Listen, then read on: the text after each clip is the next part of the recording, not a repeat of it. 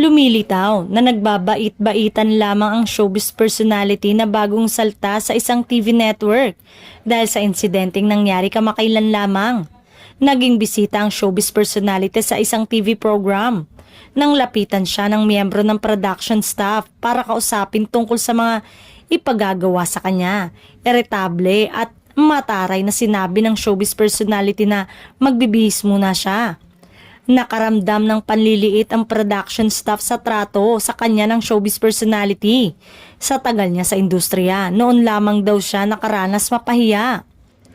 Saglit lamang ang kawalan ng modo ng ipinamalas ng showbiz personality dahil biglang bumait ang pakikitungo niya sa production staff nang magsuot ito ng headset. Napagtanto ng showbiz personality na may posisyon sa programa at hindi production assistant ang taong pinakitaan niya ng kagaspangan ng ugali.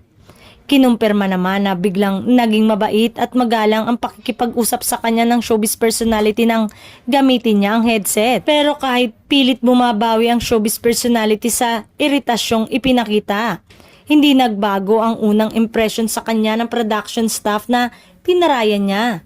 Naniniwala ang production staff na totoo ang mga negatibong balita tungkol sa showbiz personality na ito.